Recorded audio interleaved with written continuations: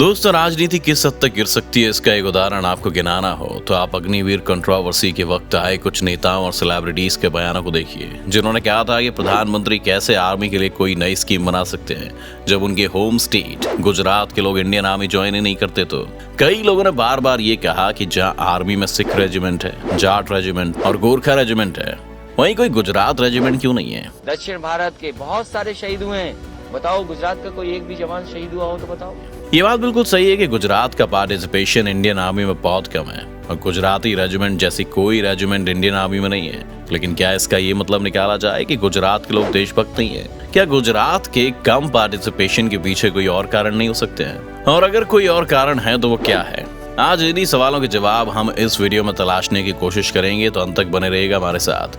लेकिन वीडियो शुरू होने से पहले अगर आप चैनल पर नए हैं या आपने अभी तक चैनल को सब्सक्राइब नहीं किया है तो चैनल को सब्सक्राइब करना और बेल आइकन दबाना ना भूलें। अब अगर इस मामले को समझना है तो पहले हमें ये बात माननी होगी कि हाँ, सचमुच गुजरात का पार्टिसिपेशन इंडियन आर्मी में कम है। गुजरात के मुकाबले नेपाल, हरियाणा और पंजाब जैसी जगहों से ज्यादा सोल्जर्स इंडियन आर्मी में हर साल भर्ती किए जाते हैं। लेकिन इसका ये मतलब नहीं है कि गुजरात के लोग देशभक्त नहीं हैं, बल्कि इसके पीछे कुछ ऐसे कारण हैं जिनमें से कुछ पर तो वहाँ के लोगों का कोई कंट्रोल भी नहीं है। अगर शुरू से देखा जाए तो इतिहास में आपको गुजरात कभी भी उस इलाके के तौर पर नहीं मिलेगा जहाँ पर बहुत युद्ध होते आए हों। आप अगर पंजाब को देखें तो एक महाराजा रणजीत सिंह ने जब अपने एम्पायर को एक्सपेंड किया था तब उनकी सेना में पंजाब के हर इलाके से सिपाही आए थे। लेकिन गुजरात ने कभी कोई बड़ी विस्तारवादी नीति के तहत कोई युद्ध नहीं लड़ा। आज की इंडियन आर्मी भारत को ब्रिटिश इंडियन आर्मी से विरासत में मिली है और जब 1857 में इंडियन सोल्जर्स ने अंग्रेजों के खिलाफ पहली जंग छेड़ी थी तो अंग्रेजों ने इंडियन आर्मी को पूरी तरह से रीस्ट्रक्चर कर दिया था और वो ऐसी जगहों से ज्यादा रिक्रूटमेंट्स करने लगे थे जहां के सिपाहियों ने उनका विरोध नहीं किया था, जैसे कि पंजाब। अंग्रेज भारतीय सेना में मार्शल रेजिमेंट्स का कॉन्सेप्ट लेकर आए थे, यानी कि वो कौमें जो लड़ाकू हों। ये पॉलिसी इसलिए भी लाई गई थी ताकि कभी इंडियन सोल्जर्स आपस में इकट्ठे ना हो और वो अपनी कास्ट या अपने सूबे को अपने देश से ज्यादा प्रेफरेंस दें। इसके साथ साथ आज का गुजरात स्टेट अंग्रेजों के वक्त में था ही नहीं, बल्कि गुजरात उस वक्त अलग अलग रियासतों में बटा हुआ था और इन सभी रियासतों को अंग्रेजों ने अपनी सुरक्षा के अंडर रखा था, जिस वजह से गुजरात की ये रियासतें कभी एक स्ट्रॉन्ग आर्मी खड़ी नहीं कर पाई। जहां तक रही गुजरात रेजिमेंट की बात, तो भारत के आज़ाद होने के बाद सरकार ने डिसाइड किया था कि अब कोई भी रेजिमेंट इस तरह से नहीं बनाई जाएगी जो सोल्जर्स के बीच की दूरियां बढ़ाए। अब ये तो थी इतिहास की बात, लेकिन अब आप ये भी पूछ सकते हैं कि आज के समय में गुजरात से आने वाले सिपाहियों की संख्या ज्यादा क्यों नहीं है। इसका एक कारण ये है कि गुजरात समुद्र के करीब है, जिस वजह से वहां पर हमेशा से व्यापारियों की एक बड़ी कम्युनिटी रहती आई है। और आप तो जानते हैं कि भारत में बिजनेस एक जनरेशन से दूसरी जनरेशन को पास किया जाता है, जिस वजह से कभी कभी तो वहाँ के युवाओं के पास फैमिली बिजनेस ज्वाइन करने के अलावा कोई ऑप्शन ही नहीं होता। दूसरी बात यह है कि क्योंकि गुजरात में पहले से ही सेना की रिक्रूटमेंट कम है, इसलिए वहाँ के युवाओं के पास बहुत सारे रोल मॉडल्स नहीं है जिन्हें देखकर वो आर्मी के लिए इंस्पायर हों। जबकि आप अगर हरियाणा और पंजाब में जाएंगे तो वहाँ पर आपको लगभग हर इलाके में ऐसे कई लोग मिल जाएंगे जो आर्मी से जुड़े हुए थे, जिस वजह से अगली जनरेशन को भी आर्मी में जाने की प्रेरणा मिलती है। पर ऐसा नहीं है कि गुजरात के लोग आर्मी के लिए अप्लाई नहीं करते।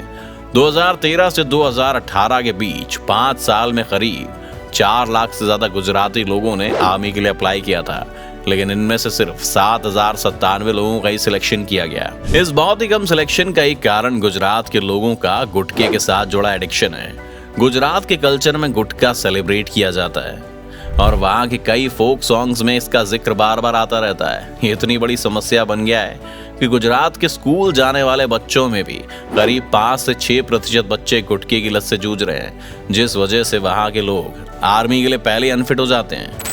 शराब बैन होने के कारण भी वहाँ पर नशे के लिए गुटखे का इस्तेमाल ज्यादा किया जाता है, जो इस राज्य को धीरे धीरे अनहेल्दी बना रहा है। एक कारण गुजरात की इकोनॉमी भी है।